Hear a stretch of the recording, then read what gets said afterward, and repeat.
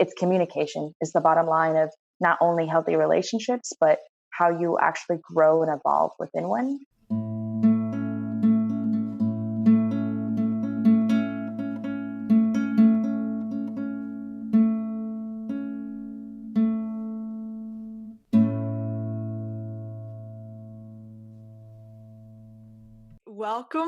Welcome to the second episode of The Virgin and the Bees. I'm your host, Zareena. My pronouns are she, her, and I am super excited to have Nick joining us today. Hi, Nick.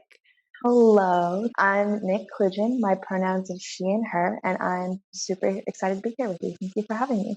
Thank you for joining. I'm so excited for this. Nick and I also lived together right after college. And so we've had lots of talks about sex and sex things. And she is, very much to my luck, also involved in the UCSB sex education program. It's under the sociology department, but they provide a lot of free resources about sex information in an educational context. And she was the editor in chief there. So she's like a mega sexpert. So thank you for being here. I don't know if there's anything you want to add about yourself or SexInfoOnline as a program. I think you did a great intro. And like you mentioned, I was honored to be part of the program as the editor in chief. So I worked with Lauren, who was in your last podcast, one of our amazing illustrators and writers. And I really enjoyed and loved the program because it gave you the chance to explore a topic that a lot of people have trouble advocating for themselves for, and gave you information on sexual health, wellness, and relationships in a really meaningful way. And the fact that our university supported the sociology department through that was just an amazing experience and something that I miss now that I'm not in school anymore. Oh, well, yeah, I'm so glad you got to be part of that program. Obviously, like you really enjoyed it, but also selfishly, I benefited a lot from you being in the program. So really excited to have you with us today.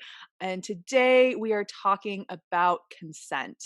And just a little quick disclaimer, we know that sexual assault is something that it's a very important part of consent, and we aren't going to be talking much about sexual assaults and rape culture and things like that. We're not going to go into the nitty gritty, but we do want to acknowledge that that is something that does play a huge role in what we're talking about. But we're going to be talking more about what is consent.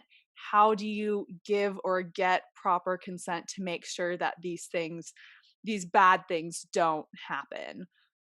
Yeah, absolutely. And like Serena said, consent can be tied to a lot of trigger warnings because it is tied to rape culture. A lot of people feel like their consent has been violated, and we're purely talking from the experience we've had, the research we've done, and the education that's given us the background to speak on it. And while some of the topics that we cover might tie over, we're trying to get at how we feel about it and how we feel is best to communicate. So just want to be respectful on a topic that's hard to broach and kind of approach it in a really unique way that makes it a little bit easier to digest and understand.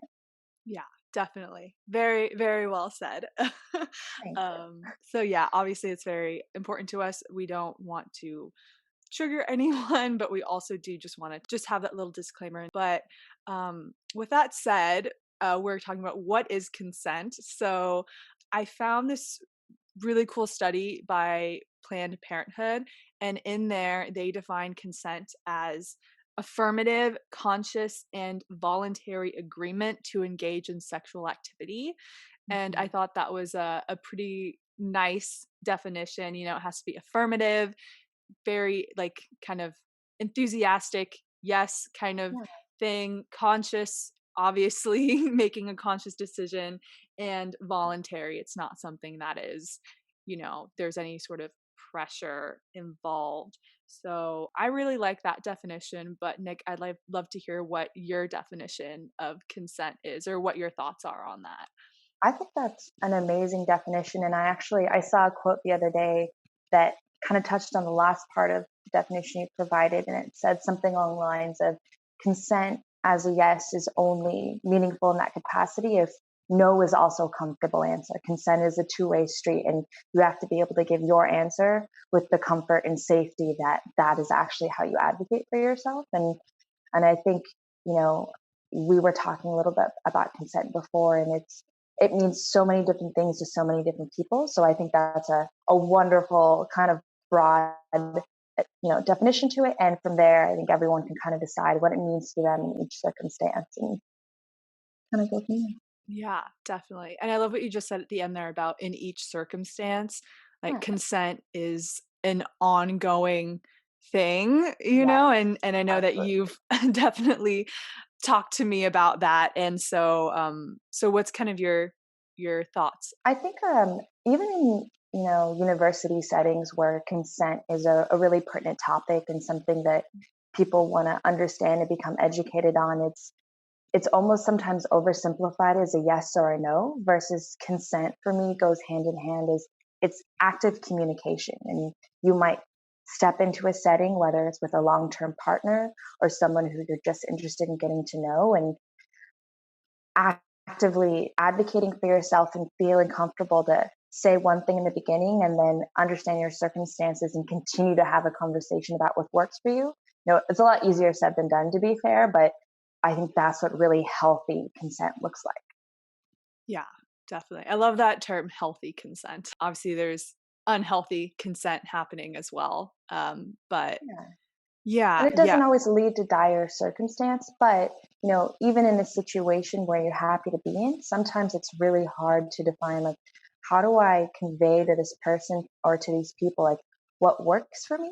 And I think the best way, and something that, it's not something that you're necessarily going to get right the first time, but as long as it's, you know, an aspect that you can continue to improve on, and something you're like, oh, like, I've been here before and I want to keep talking about what works, because a lot of situations change. And I think in the way that you and I are trying to discuss consent, whether it's, someone you're excited to hook up at the bar with or a partner you've been with a few years, like, there's so many different varieties, which is part of why we put all these caveats in and have so much to say on the topic. Yeah. Yeah, definitely. Definitely, definitely. I feel like I say that so like, it's just like you say something, I'm like, "Yes, definitely, definitely."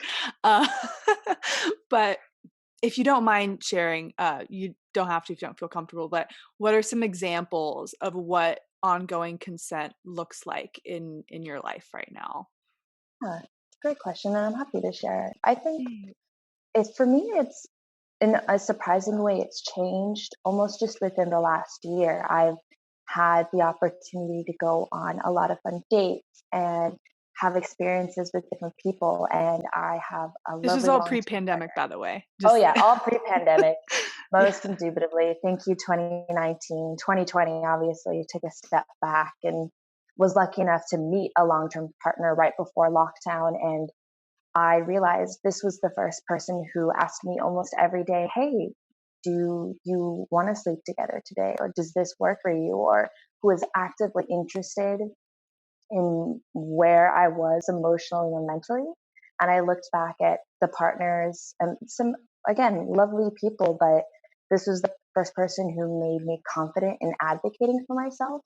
And it's, I think, part of why you and I agreed to talk about this topic in the first place is it's the first time that I thought, oh, consent is an ongoing conversation. It's not something that you give once and that should just be a given. It certainly can be, but when someone actively checks in with genuine curiosity, it just feels and it hits different. And that's kind of where my curiosity came from, and the fact that we continue to have that conversation, which it's almost embarrassing to say that's a new thing, but it really is. And I was like, man, what was I putting up with before? Thank you so much for sharing. I think it's so nice to think about because when you think about people in a relationship or being in a relationship, you don't often think about, "Oh, like, does this person wanna have sex with me today?" Or probably in a relationship you do, but, it's kinda this idea. I think there's this narrative out there in the media and just in society that, "Oh, if someone likes you and you've had sex and you like like, "Oh, this person likes sex with me, so that's end of the story, like, yay, sex?" Yeah, And thinking about, there may be a day where you just don't feel like having sex for whatever reason, man or woman, and checking in and respecting that decision, their decision, and not taking it personally as like, oh, this person doesn't like me, they don't want to have sex with me today. Like it's not a personal like rejection or anything. It's just like respecting that person's choice Yeah. and how they're feeling at that time. Yeah, and I think it's interesting that you phrase it that way too, because I thought of some more recent grown-up relationships that I'd had, and I tried to compare it, and I thought about what was different. And a lot of times when you get to be with someone for a while, you're in the same place. Like, again, I'm talking from a predominantly heterosexual relationship. I know that there's different circumstances, but I've had partners who just assumed that that was a right they could take, and I was like, I just didn't even enjoy the sex as much. I was like, oh, I wanted to be in it, but I wasn't sure. Versus I had someone who checked in and was like, why would I be interested in sleeping with you if you're not 100% in it? I was like, ah, well, I've had people who haven't been interested or advocated that way. So yeah, it's just interesting. And I think one of the things that makes it really hard if it's not something that you're both proactive about is that you can feel like someone turns it into a personal rejection when that's not what it is. You're like, you know what, I'm feeling out of it this morning, or I'm just not quite ready. And when you say that, someone's like, but I'm turned on, but we decided to do these things together, and you feel like you're creating a problem for them. And it's something definitely that I think society and media, at least in like American society and media, it contributes a lot to. And I've never seen I can't think of very many movies or TV shows or other aspects where there's been this really awesome hot love scene where someone's like, you know what, never mind, and then it just ends really beautifully. Like it's not part of the rhetoric. Yeah, yeah, and speaking of, media and movies and TV shows and whatnot, um, lots of great content out there that is sex positive, but I haven't seen anything like that either, and in general, I think you were Yeah, mentioning this, when we talked earlier, but when you think about a lot of sex scenes, like, there's rarely consent shown, and so it's kind of if young people are watching it and thinking, "Oh, this is what sex is like," and there's no yeah. mention of consent, like, you can kinda see why this is kind of perpetuated, so Yeah. It sets the precedent. And I think, like a lot of other young women in particular, like I loved my romance novels and the trashy movies and even the really great ones. But offhand, I can't think of a single one where someone's like, hey, I respect you and your body and your autonomy. Do you want to do this? Versus it's just two gorgeous people all over each other. And, in trying to emulate that in my own relationships and my own interactions, I was like, oh, this looked a lot more glamorous on screen. they have Yeah. lights, they have, I was gonna say more than Angles. lights, angles and, lot getting the right shot and acting, literally, I feel like when you have a script to go by versus just kinda like, "Ha, here I am, la da da, I'm figuring it It's out just as you I and your go." inner monologue. Oh my god, Exactly. inner monologue is oof. Speaking of inner monologue, like, obviously, you can tell yourself a lot of things, but with consent and with everything, as you were saying too, communication is so key. So if you're, in your head, just try to get out of your head and actually communicate with your partner because what you're thinking may be totally different to what they're thinking or the reality Yeah. of what's happening. Yeah, and that's just good general life advice. Like communication is key. Try to get out of your head when you can and say out loud and advocate for yourself. But as we also mentioned, it's one thing to sit here on a podcast and be like, that's what you should do, versus you're in a situation, a hopefully non-pandemic situation, and you're ready to hook up with this person, but you're not sure to what degree. Like it is just so easy to get stuck in your head. And I think one thing that people do is they maybe underestimate how much your partner does want to hear from you. Everyone has their Yeah. own settings and their own interactions, but I think clarity and active communication just helps a lot of people and puts you in a good place. So, yeah, Definitely. even the really, progressive, interesting shows I had, this is maybe not a topic that they focused on as much. Or if they have, I have yet to see those shows, and I'm looking forward to when that becomes more of the norm. Definitely. And if you have seen any, media or shows that do kind of directly address that, let us know in the comments below of the YouTube video or, you know, right. I don't know how you would do it on the podcast version, but there is a YouTube version of this and you can let us know in the comments because that'd be really cool to see some of that. When I think about that in terms of specific shows too, like the two biggest examples that come to my mind are less about what healthy consent looks like and more of the aftermath of when it's been violated, which again touches on some heavier topics. And I know I hadn't had a chance to see it, but I've heard of really amazing things about a show called I May Destroy You, in which a woman deals with the aftermath of sexual assault and how her consent was never, really checked in with. That's a very important narrative or important narratives because everyone's story is of course different, Right. but that those are important narratives to have in mainstream media, and especially because I feel like there's also this thing in our society right now where there's this idea that like women are being too sensitive and now men are too scared to like kiss the girl or like, do anything because they could have a sexual assault claim against them and that's like men's worst nightmare, which I do understand why that would be a bad thing to happen to you because obviously it is career destroying and all these things which it Mhm. should be in when Yeah. it actually happens. But I do understand that fear, but also at the same time, it's like if that's your worst nightmare, like imagine actually like having something like that happen to you and being the 100%. victim. Yeah. Yeah. No, and I think part of why consent, it feels like a newer topic because for the first time, a lot of those people who have experienced those things, women and men alike, finally are being heard. And even in just, I think, sadly, the corporate setting is often where these changes are made. And they're often a little slow to make those changes just because when you have a for profit business, sometimes it's easy to overlook your employees and how people are being treated. But, as it comes to light, people try to define, like, well, what is consent and how do you make sure that it's being treated appropriately, whether it's a work setting, whether it's a date or everything else, because I think the precedent beforehand was, well, why wouldn't she enjoy it? Why would he mind that?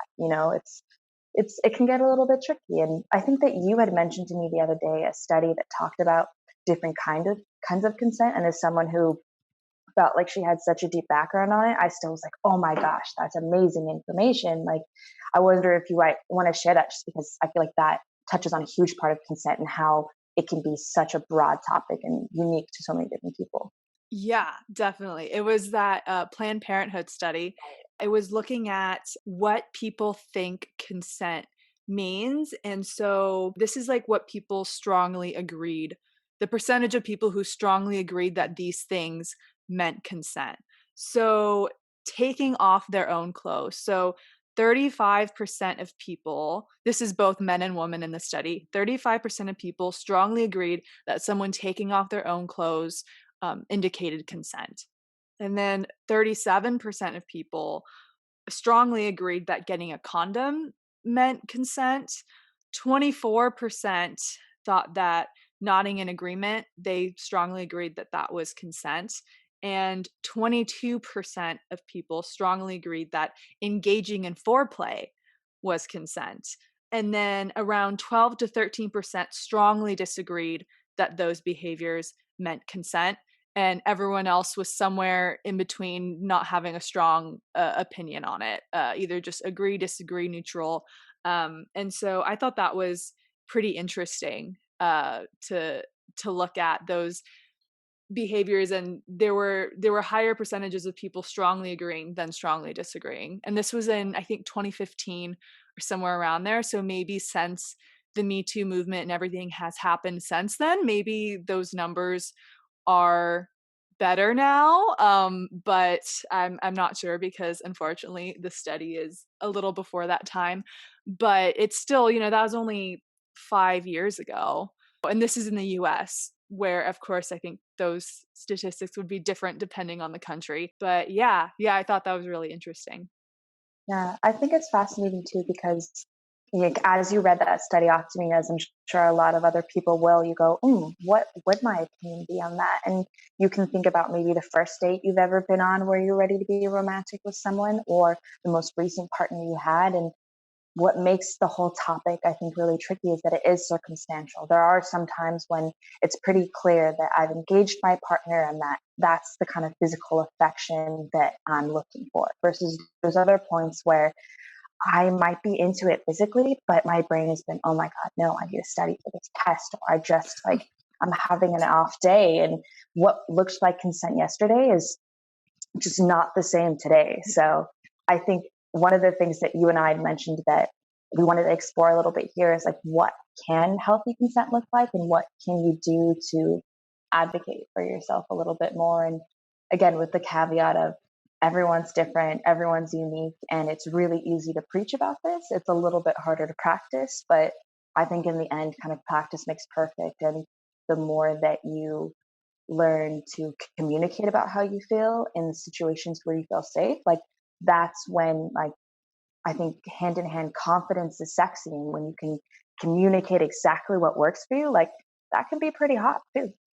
Yeah, definitely. Definitely always feel like you have the space and the right to communicate what you're comfortable with, and whether that's with consent, like yes, like I'm ready to have sex, or I'm not ready right now or not feeling it, or even beyond consent, just with like what you're interested in, what you want to try, what Yeah. you're curious about, or if someone else brings that up and you're up for it or not up for it. Maybe if someone judges you for that, then they're probably not a good partner or deserving of being your partner to begin with. So, yeah, Yeah. and I don't really think people would really judge for that. As you said, confidence is sexy.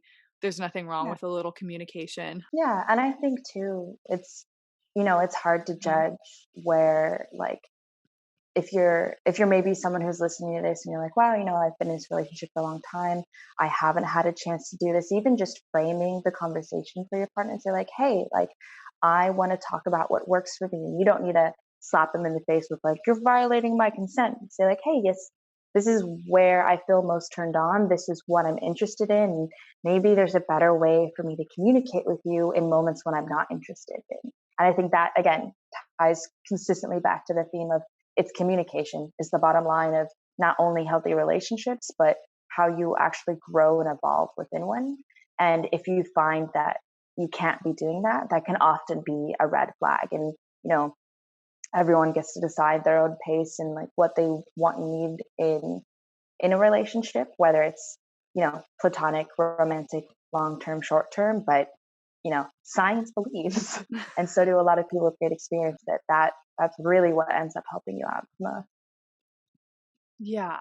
Yeah, and I really like what you said about framing it, because with this, and I think with a lot of communication in general, when you're bringing up something about someone else's behavior, the act of coming at it from, this is how I feel, and coming at it from your experience rather than accusing the other person, sets the tone Yeah, up for a more productive conversation. And not to yeah, say that like, accusing people, like you can never accuse people, because there's this thing out there about how like people say like you're too emotional or being too angry or something when you're saying something invalidates what you're saying somehow, which it doesn't. But to have a more kind of calm conversation. you're introducing them to the concept because while it might have been part of your inner monologue for a long time and like you've been psyching yourself up and you're ready to have this conversation, this person, just may not have ever been on the same page, partially just because you weren't communicating, or there's been, busy points in life, or it's a change that you're more recently looking for. But I think that's, outside of even consent, it's just great life advice, especially when it comes to relationships of all type is if you want to have a productive, meaningful, and comfortable conversation, how do you engage this person in a way that gives them the preparation to actually listen to what you're saying and not just feel defensive about what they feel like they're being accused Yeah, definitely. That was a very great way of of. Easier said putting it. than done, but yeah, yeah, Yeah, definitely easier said than done. Um, Yeah. yeah. It's interesting. And I think, one of the kind of back to the bigger example of what we're talking about of I had the more recent realization that consent needed to be an ongoing topic and that I finally found a partner who I felt like really respected that. And it's a little bit more of a personal anecdote, but at this point it's kind of funny to me. It's like up until essentially a year ago, I was like, I don't think I like morning sex. Like I don't want to wake up and physically engage with a partner. My body doesn't feel woken up. Sometimes I don't know when it's coming and like it's just not for me. And then I started sleeping with a partner and waking up next to someone who took their time, made sure I was ready, and genuinely just looked me in the eye and asked. And I was like, oh, this is something that I actually really do enjoy because someone waited until I was ready instead of just assumed it was something that they could engage in. I was like, wow, I had no clue that that was a thing, and it's funny how those different circumstances or even just waiting 10 minutes to check in with me before I've woken up is like, that makes such a difference. And it introduces something that like, I love sharing affection with my partner that way. And yeah, that was not a thing in college. Yeah. Thank you so much for sharing. I'm Yeah, glad that you were able to realize that, oh, this is something I do enjoy and kind of enjoy that new kind of type of sex, I guess. Maybe not type of sex, but time of day of circumstance, sex. timing. Yeah, Circumstantial sex. I think that's a great testament of what, when you're in a relationship, how ongoing consent is not only, of course, important, but also it can open you up to new things and stuff that you didn't even know you would have appreciated or liked. And so thank you for sharing that. yeah, yeah. And I think going off of what you said there too is the broader takeaway I think from that is that good consent and good communication, it can improve your sex life and your relationships and so much more. And I think one thing that maybe some people underestimate, you may be in what feels like a really healthy relationship, you communicate with your partner, but maybe you're listening to this and you're like, how do I broach the topic of consent? And I think, especially when it comes to heterosexual relationships, women are seen as being a little over communicative, men is a little under communicative. But one of the benefits there is that if you're really clear about what you want, your partner knows exactly what works for you. And it seems like simple advice, but from so many of my friends, especially my female friends who I've spoken to, it's it's really difficult because you feel like I don't want to, limit this person. I don't want to make them feel offended, but it's eternally kind of difficult to communicate and advocate for yourself. And it's I think like we said a number of times, it's an ongoing process and something that you practice at. But I think when you get to a point where you're struggling with it less and you're just open to it a little bit more, it's also whatever the opposite of a red flag is. Green flag? it's Green it's like, flag. wow, this is, yeah, green flag. This This is is it. exactly what I've been aiming for and what continues to like let us grow as a couple. Yeah, I feel like, as you said, in college, at least from our experiences at our college, which was known to be a pretty big hookup kind of culture Yeah. university, um, that's something that, I mean, not that I hooked up with people in college, but I would have loved to have that knowledge, and I'm sure a lot of Yeah. my friends would have as well. Kind of like turning the interview background on you. I'm curious, Oh. like, I know you said you didn't feel like you were actively hooking up with people, but even, since college, you've gone on a number of dates and, tried to at least figure out if you wanted a romantic approach to someone you were seeing. Like, is there anything where you're like, I want to say this or I want to advocate or, talk about consent in this way, but I don't even like know how to start that topic. Yeah, I think, well, for me personally, sex on a first date is not something, and of course, consent is not just for sex, it's for other things as Yeah. well. But in terms of sex, like that's something that just wasn't on the table for me for a first date. And I Yeah. don't think that is, has to be everyone's approach, obviously. That just was mine personally. And so when the topic of sex did come up, which it did a couple times, most of the time it was from the guy, and I was just completely, like, upfront and honest. Actually, my very first Tinder date I ever went on, when I was 19, and it's about like 15 minutes in, maybe 10 minutes in, we're like small talking, about the weather, some shit like that. And he just out of nowhere is just like, and this was back in the days of Tinder, like this was, I don't know, 5 years ago. So this was before Bumble, before Hinge, before these other dating apps that were made for, more relationships, quote unquote. This was when Tinder was everything. So Right. it was known for hookups, but it was where everyone was going for whatever. So also people looking for relationships and stuff like that. So this guy said, he's like, I've only had like 3 sexual partners, so I'm not very experienced. And me being, the virgin that I was like, oh, well, I'm a virgin. And at the time, I was super insecure about being a virgin, but it Right. just came up and I didn't want to be dishonest. Not that I owed him that information at that point, but I just wanted to be candid. Yeah. And I don't know what I was expecting from a response, but he was just like, "Wait, you're a virgin? I would love to take your virginity." That was like the first thing he said to me, and I was like I wasn't too creeped out because he wasn't like a threat, like he wasn't a threatening Yeah. person, but I was just kind of thinking like, that's not the best move. Like if someone's still a virgin at this age in college, like you would think that they wouldn't, Yeah. They're not like, well, I'd never heard that before. Can we go back to your place right now? It's like, it yeah.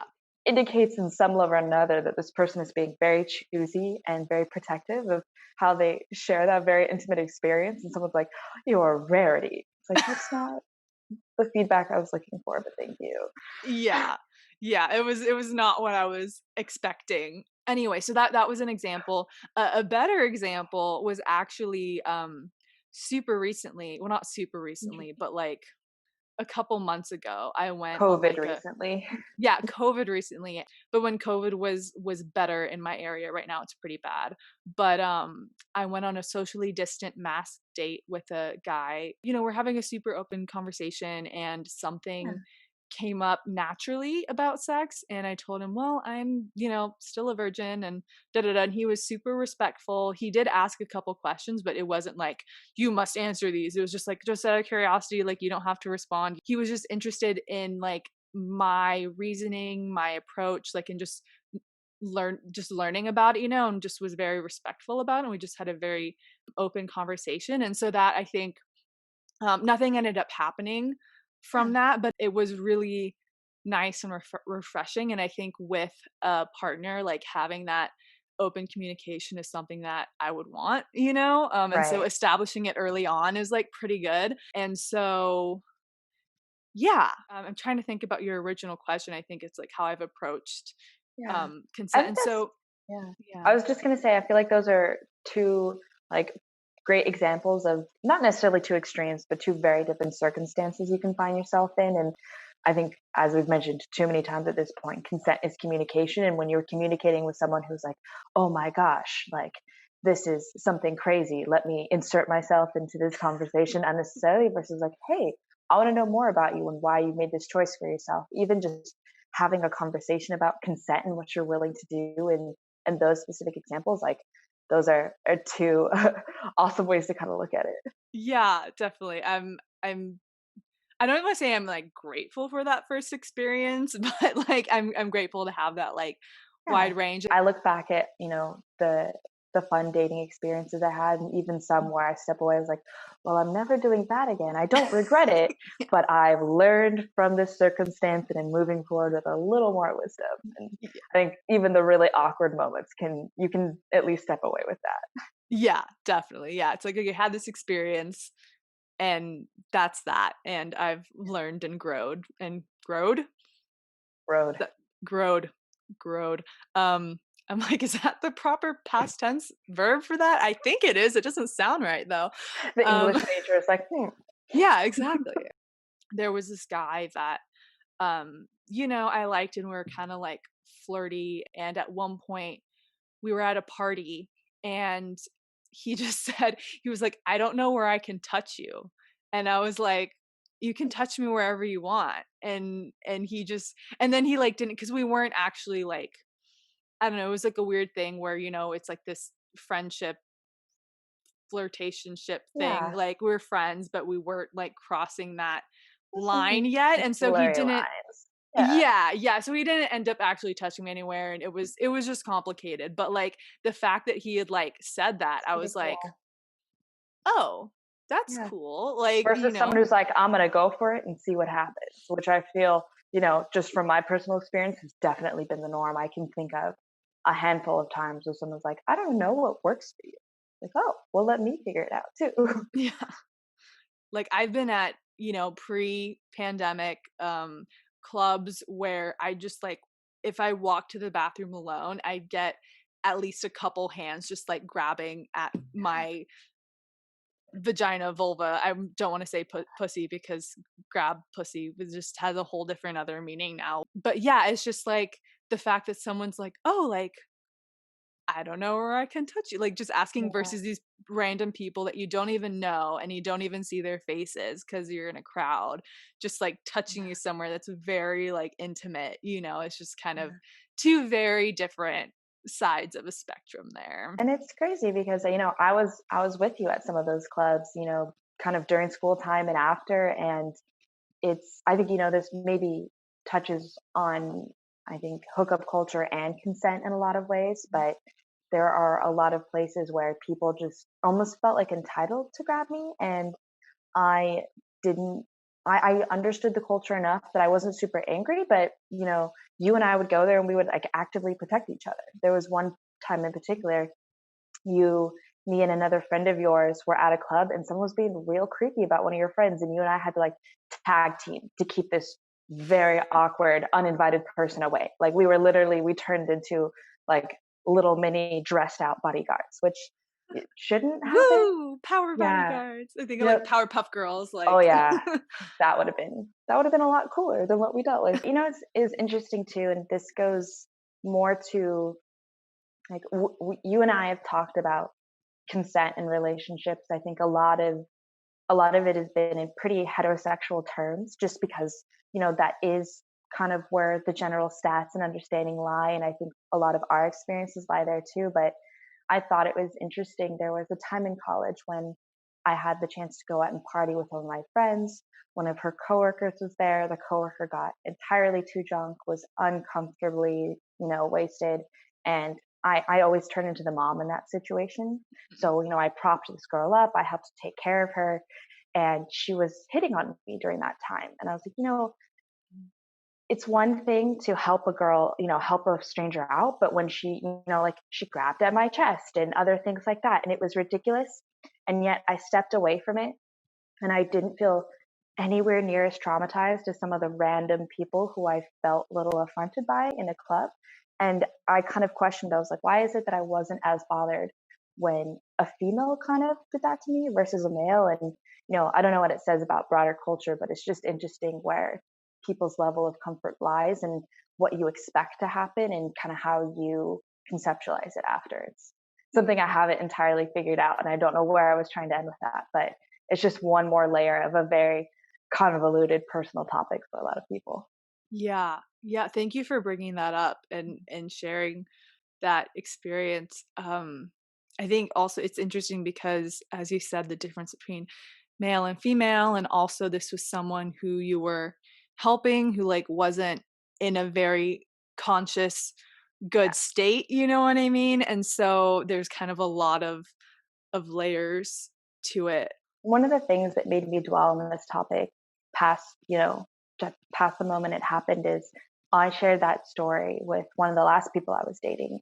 And his first knee jerk comment was like, well, that's kind of hot. I was like, it's not. It's not. And like the fact that you think I do not consent to that answer, bro. It's really it's interesting how we approach it, and just how you decide to again reconcile those experiences that you've had. Because I mentioned to one of my family members that I was doing this podcast, and she was super excited, and I told her about the example I wanted to share about my relationship, and she goes, oh, I'm almost surprised to hear that because I've only had a relationship with women, and I can't mention any time outside of maybe this one time when I was hooking up with someone that I ever felt like my consent was violated, partially just because, all the women I've dated are super communicative. And, she shared that just, it hadn't even occurred to her as a topic to discuss because that had never been something she dealt with.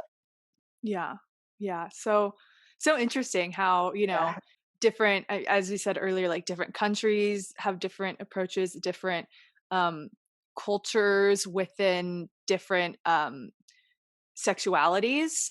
Yeah. Um and I wonder how that would apply to the gay community for men, and then also for bisexual people who have, experienced a lot of different experiences, what they've have experienced Yeah. with consent among different types of individuals. And of course, it it's not a blanket statement for everyone, but just kind of a general consensus within a community with your experiences with a lot of the heterosexual experiences that you had. And there's, a guy who is really great about consent. So not obviously not all men suck at consent and all women are great at it.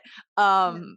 But it is interesting to see how that differs in the US, where women are, not even with sex, but just like catcalled and, get Yeah. their parts grabbed at clubs and stuff, just how they then react differently. And also, I think going off of that, but kind of flipping it a little bit, is the, just addressing that women aren't the only victims of sexual assault, and Yeah. men are also can be victims. While that does seem to be like a cultural kind of mindset, Yeah. just kind of also recognizing that women can violate consent, and these guidelines, I guess, are for everyone, regardless of your gender or sexuality or anything like that. Advocating for your own consent and also making sure that you're getting consent from your partner is incredibly important. Yeah. Yeah. It's can be a little tough to navigate, as we said, but it makes a big difference. Yeah, yeah, definitely. I think there's actually a couple more statistics I have. Yes, I love those um, statistics. this I thought was super interesting, and this goes back to what we were talking about kind of the how society kind of approaches woman and sexualizes woman. So there's this statement, and it's the amount of people that strongly disagree with this statement. So the statement is, when women go to parties wearing revealing clothes, they are asking for trouble. So that's the statement. And the amount of women that strongly disagreed with that statement, 48%. So 40. almost half, but not fully half. The amount of men that strongly disagreed with that statement was 35%. Ooh, that's kind of a heartbreaking statistic. That was not what I expected you to read. Yeah, and once again from 2015, before the Me Too movement really, like, came into gear, and I think a lot has been done and said, and a lot of more educational kind of content out there talking about consent since this study, but that was pretty that was a pretty shocking statistic, like 48% of Wow. women, so that's and this was, of course, just people in the study, but Right. statistics, work to kind of show what the broader societal, it's kind of getting a little check in on what people are thinking in a society at the time. And so, yeah, that's still like 52% of women did not strongly disagree. They might have disagreed, but not strongly. And same with men. That's 65% of men did not strongly disagree about that. And I think it might be different depending on, like, if you're in a big city versus a small town, if you're Right. like in, let's say, like California versus, I don't know, Idaho or something, so Mhm. obviously it might be different depending on where you are. But that was a pretty shocking statistic. So Yeah.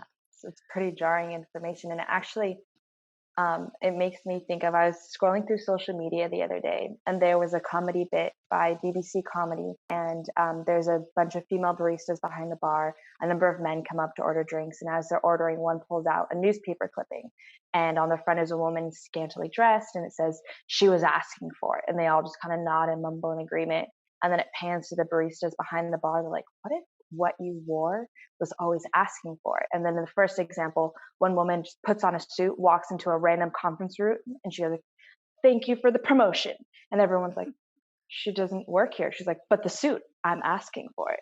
And pans to like a second example. This woman shows up to work in her bathing suit and her sun hat and her little flowery dress. They go, "Honey, it's like it's 2 p.m. on a Wednesday." She goes, "I'm asking for it. I'm going on vacation." And then the very last example is some woman sits down, puts like a little napkin around her neck, and then takes her coworker's lunch. And he goes, "What are you doing?" She goes, "I'm asking for it." And it's funny. And the example, rounds out after their fantasies of it. This guy, who was being the most obnoxious about it, he's wearing some sports jersey, and they knock the cake out of his hand, and he goes, "What?" They're like, "Well, you're wearing a sports jersey. You're training. You were asking for it." And it's just one of the better edited and a really funny take on what can be a heavy topic of, I, I think you and I have had this education on she's asking for it and why that's a ridiculous concept, at least to us, for a really long time. But hopefully, if that statistic was redone in modern times, people might have a little bit more perspective on why that is, a just outlandish way to accuse someone of circumstances that, put them in a really horrible position. Definitely, 100%. I think comedy has a great way of kind of, as you said, in a light way, really like shifting the perspective so people can kind of see why something is illogical, I guess, Yeah. and illogical at best, and really really hurtful and traumatic for a lot of people in regards to that topic. Um, but yeah, yeah, it's hopefully, as you said, hopefully it is better now. That was 2015. Another statistic from that was the statement, not saying no indicates consent. So as long as you're not saying no, that you're giving consent. So that's a statement. And of those who strongly disagreed, 12% of women strongly disagreed with that statement, and 9% of men strongly disagreed with that statement, which means more than 90% of men and almost 90% of women did not strongly disagree. They might have disagreed, but not strongly. So that was also like a really kind of shocking statistic, because as you and I know, someone may not say no because they feel uncomfortable to. There's a lot of other signs, like if you're not checking in, for instance, like we're have been talking about just simply asking and checking in, but there's body language and all these other things, and simply saying, straight up saying no actually takes a lot of it takes a lot in that moment. Like it takes a lot of courage, and not saying that if people don't, they don't have courage, but it's just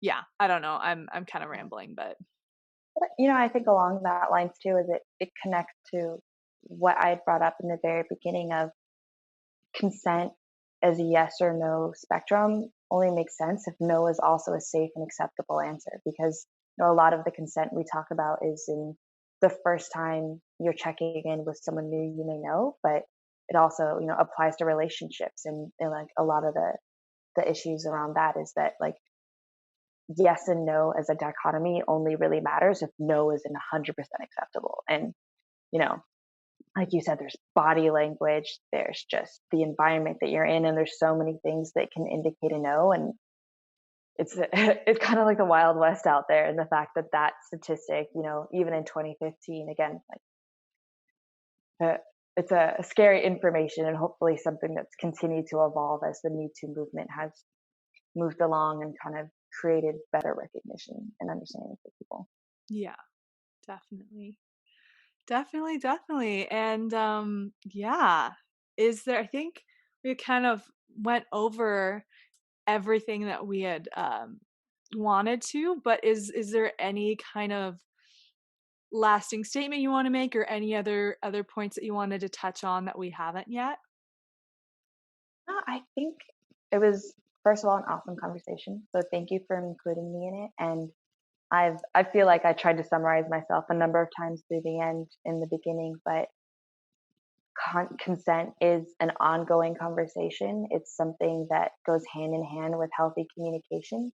It's Mhm. different for a lot of people, a lot of circumstance, and advocating for yourself in that way takes a lot of practice. But I think even just conversations like the one you and I are having, where people have an open conversation and admit to not being 100% sure, but willing to understand it better, like that's kind of where it starts and how you get more comfortable with being comfortable.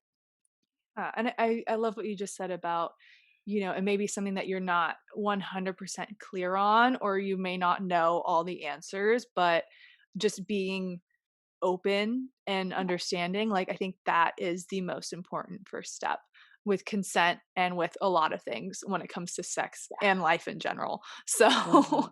yeah. Indeed. Well, thank you so much for Yeah. joining. Thanks for having me here. It was a lot of fun.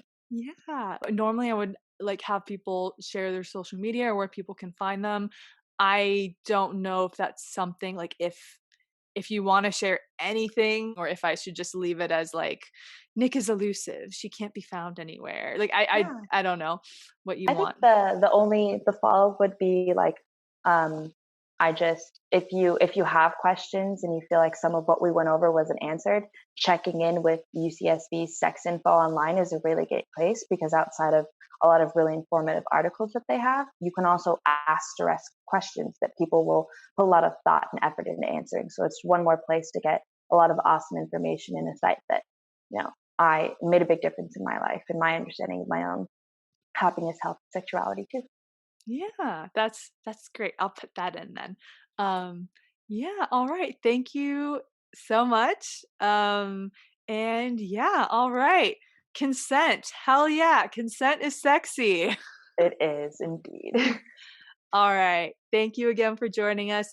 Thank you everyone for listening and or watching and keep on buzzing my bees, Virgin and the Bees. Love it.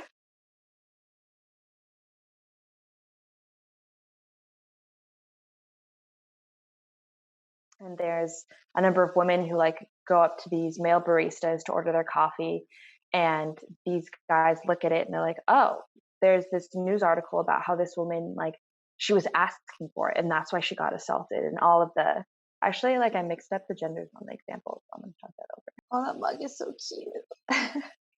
The mermaid.